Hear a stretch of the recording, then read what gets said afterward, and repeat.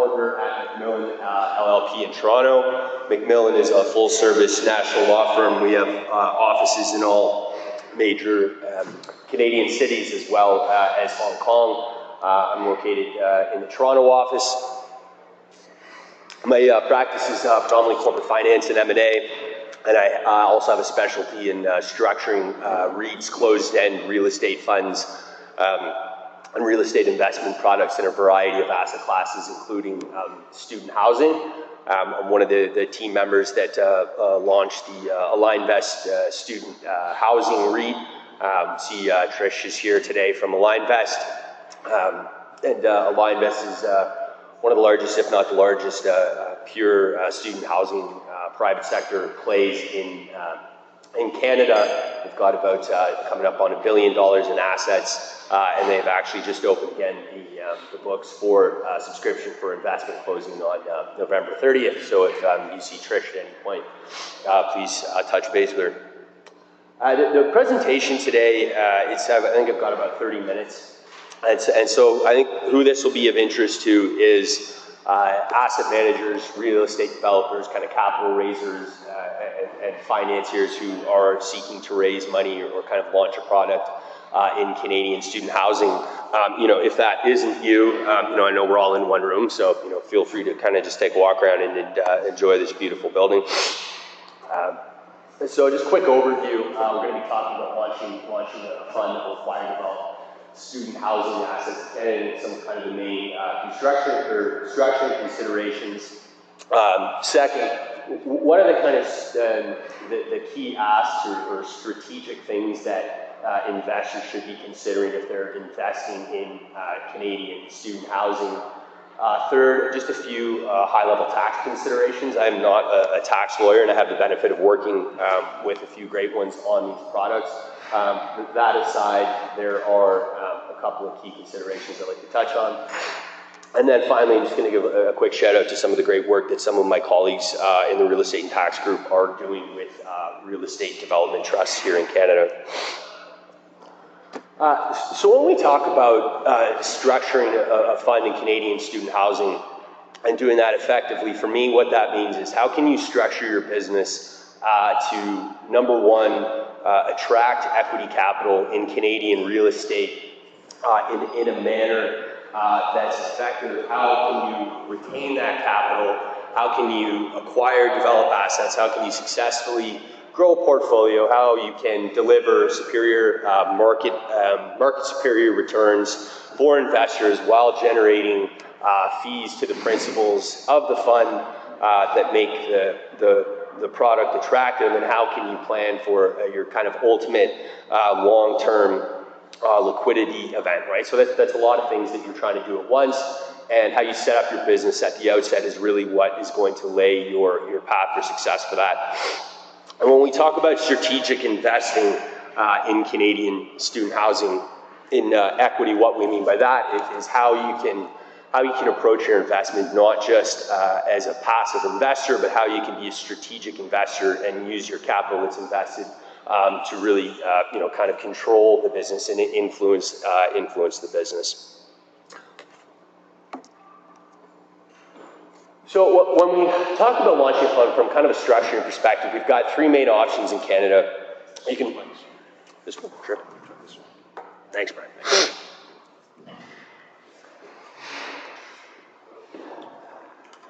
So we've got three main options in Canada that we can do. You can do it as a corporation, you can do it as a limited partnership, or you can do it as a REIT or a mutual fund trust. I'll talk a little bit about all three of these options and the pros and cons. The reality is we very rarely use corporations for these products. There's kind of one main benefit, I suppose, of using a corporation is that there's some more tax efficiencies if you are trying to attract non-resident Canadian investors.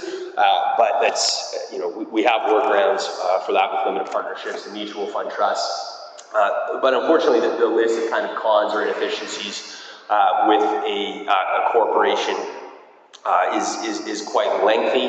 The biggest being that they're not as tax efficient as limited partnerships or mutual fund trusts. You've got corporate level tax, and you've got another layer of tax, on dividends that are going to investors.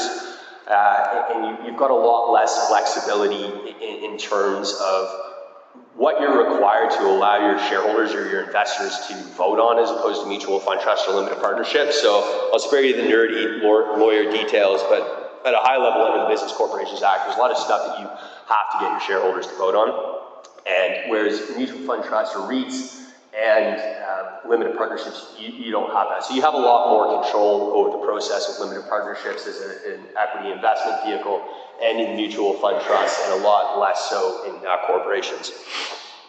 And so when principals are looking at setting up a fund and they're considering the kind of the two main options, which are the limited partnership or a REIT or a mutual fund trust in Canada, for me, it's two considerations. It's what sort of fund are you looking to set up? Who's your target demographic for investors? And are you looking to kind of acquire and develop one asset, or are you looking to acquire, develop many assets and grow a portfolio over a period of time? If your investment looks like you're going to acquire and develop one asset, and it's, you're going to be taking money from, call it a combination of family offices, pension funds, or high net worth individuals in Canada, call them accredited investors. Capital raising is going to be done on a one-time basis, maybe 10 to 15, 20 investors, and you're probably looking at a limited partnership.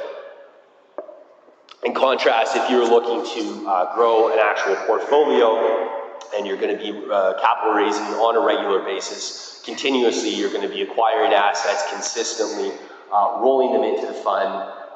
You're going to be going for those same investors, but you're also trying to attract retail capital. Then that's looking more like a mutual fund trust or REIT. So the pros of a limited partnership, there's a lot of them, especially when compared to corporation. Number one, they are more tax efficient. You don't have that corporate level tax and then tax again in the hands of investors. It's just done on a flow-through basis, so you don't have corporate level tax.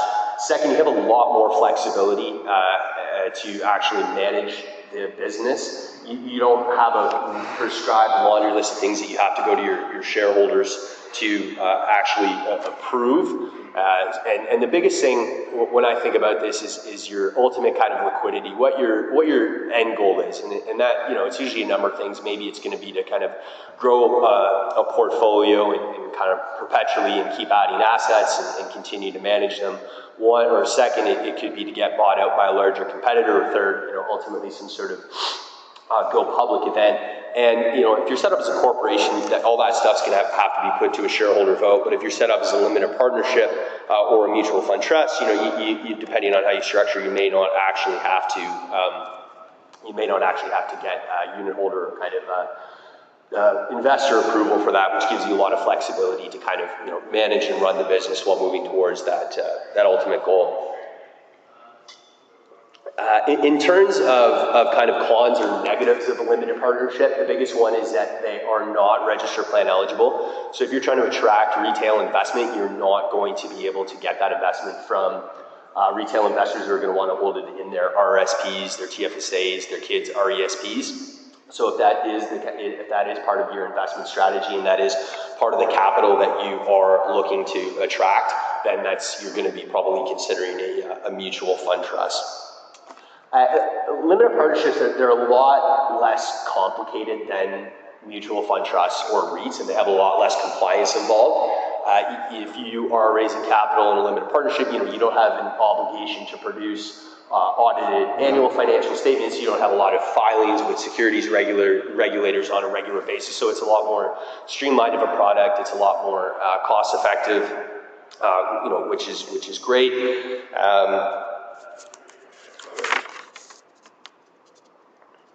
All right, so for anyone who's in the US in the audience, I know you've recently got the new private fund advisor rules that were introduced by the SEC.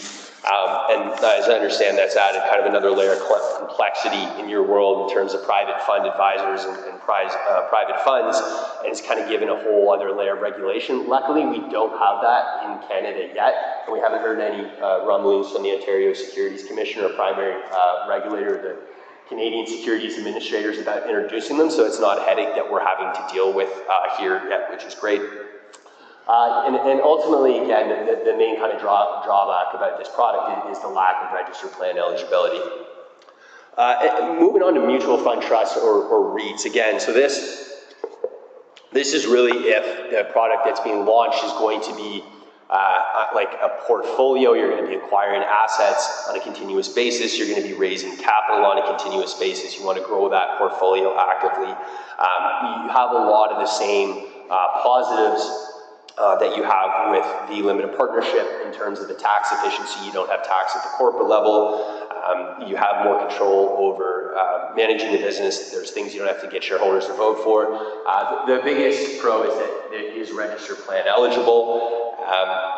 Cons are it's a much more complicated product than a limited partnership, and you need kind of a much larger team around you to effectively grow a business as a REIT.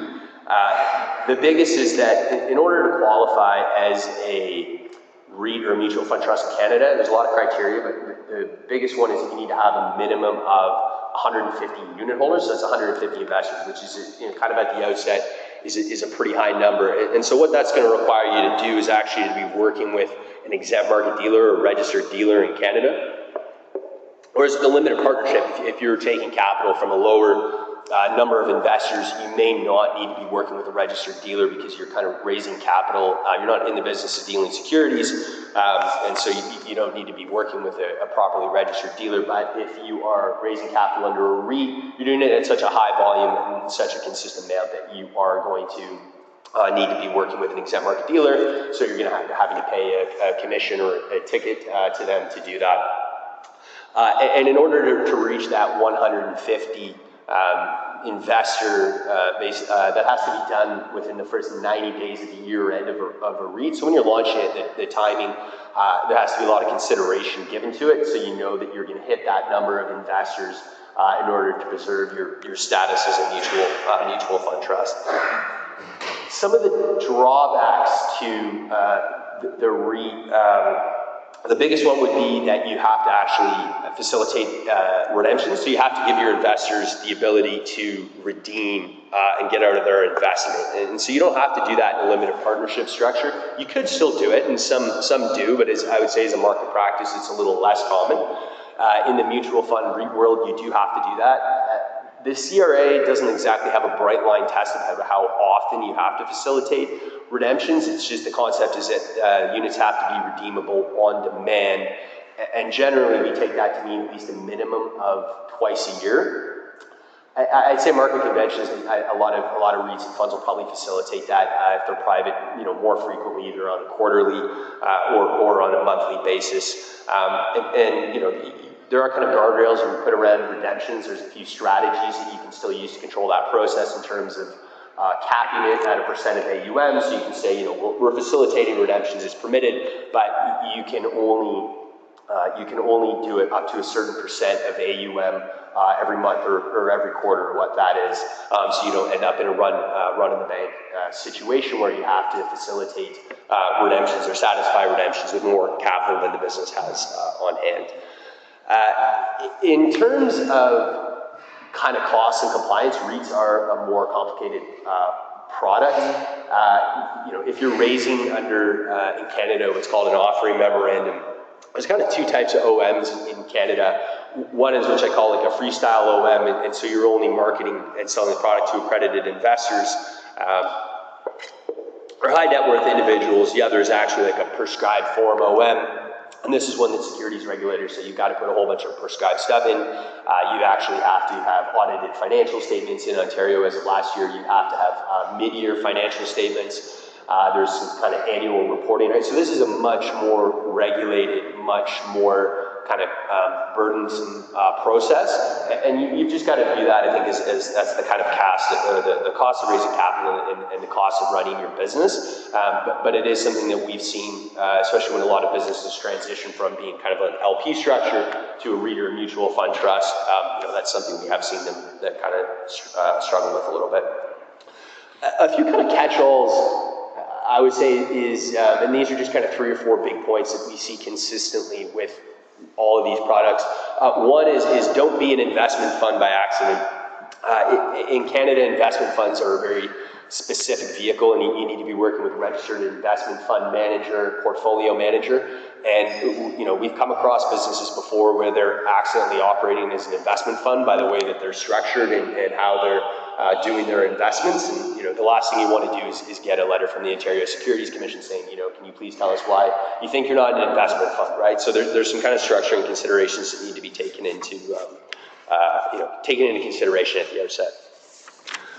Another thing that people really need to think about at the outset when they're launching a fund is flexibility in what you communicate to your investors is your investment strategy, and what you communicate to your investors what you're going to be doing. And what I mean by that is, what's your investment criteria, what's your investment thesis? And one thing you want to ensure is that you want to be focused, you want to deliver your message, and you say, these are the type of assets that we're going to acquire, these are the type of assets that we're going to develop, here's the geographical focus.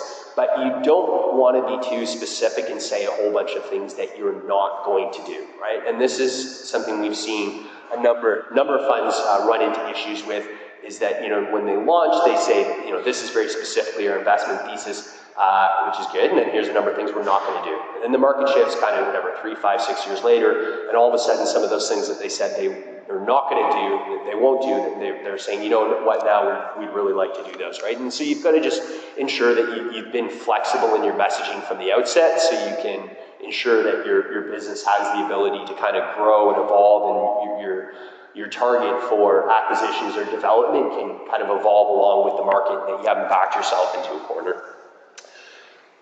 In terms of fees, everybody's favorite topic in this space, the good news is there's not a lot of restriction on the fees that you can, as management or principals of the fund, that you can put in these.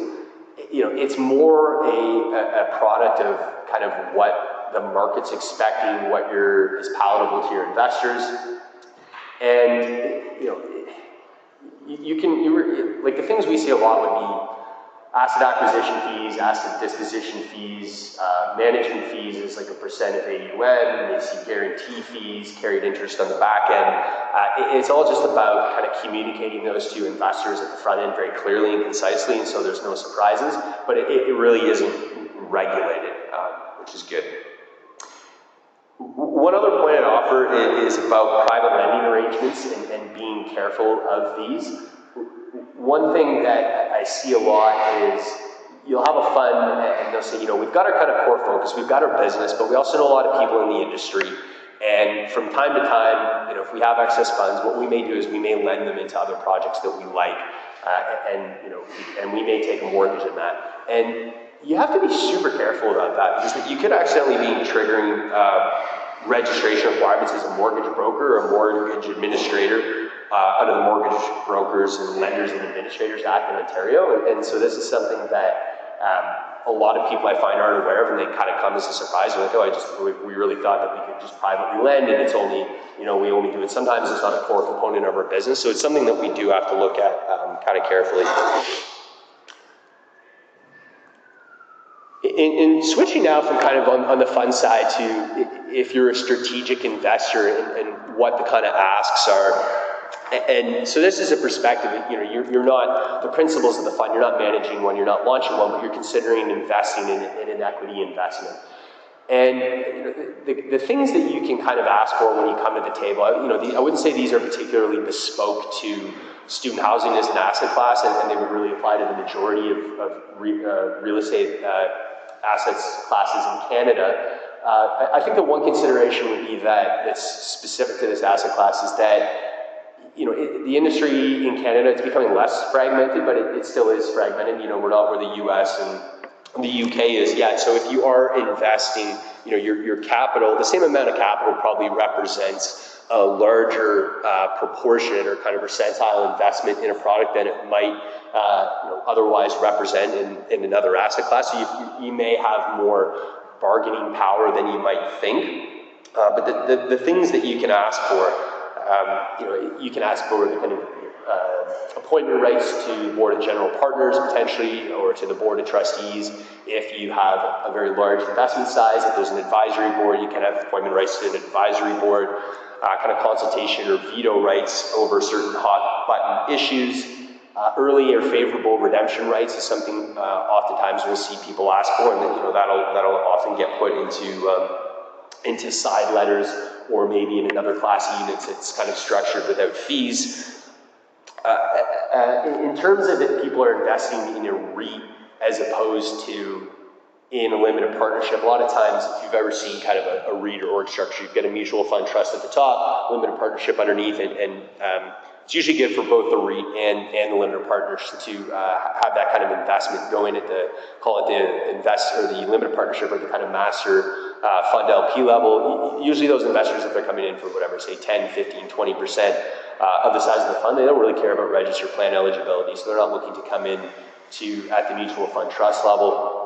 And I think there's more ability to kind of successfully negotiate and get bespoke terms for both the REIT as well as the investors at that level without having to deal with some of the kind of more rigid rights that have already been baked into an investment at a mutual fund trust level. In terms of tax considerations, I'm not a tax lawyer, so I'm not going to spend too much time talking about tax, but there's probably two or 2.5 points that I think are important to consider, and the first relates to investment from international investors. So if it's a limited partnership, we typically structure them so that they're only accepting investment from resident Canadians, and that's done for 2 reasons. One is to avoid having Canadian source income earned by the fund being subject to Canadian withholding tax, and the second is to permit tax-deferred transfer of real property to the limited partnership, right? And so what that means is oftentimes there'll be a deal where someone is actually looking to vend in real estate assets that are going to be used to develop student housing into the limited partnership, and if it's a Canadian limited partnership, you only got Canadian investors, then you can actually do that on a tax-deferred rollover basis if you're taking back paper limited partnership units. But if there's foreign investment in the limited partnership, you're not going to be able to do that. And so, we do have a workaround that we can use, kind of like blocker corps, to still accept foreign investment into the limited partnership. And still kind of preserve the integrity of that, called like a Canadian limited partnership while still accepting foreign investment. And if you anticipate that you're going to have a lot or a higher, kind of higher volume of investment from, foreign investors, then we kind of set up feeder fund structures. The second point is land transfer tax, and this one surprises a lot of people. So this is kind of an Ontario-specific thing. It's something you have to look at on a province-by-province basis, but if you're investing in a fund that already has real property and you're acquiring units of that limited partnership as an equity investment, you're actually going to be attracting land transfer tax as the purchaser on it, which catches a lot of people off guard. And, there is a de minimis exception, so if it's like less than 5%, you're not going to get dinged with that land transfer tax. But if it's more than that, there is going to be land transfer tax, right? And so we see this issue come up a lot in real estate development plays that are more kind of JV style, where you're not really marketing to a lot of investors. You're only maybe marketing to kind of 2 or 3 years, more of like a JV style deal, right? And so that's something that should be on people's radar.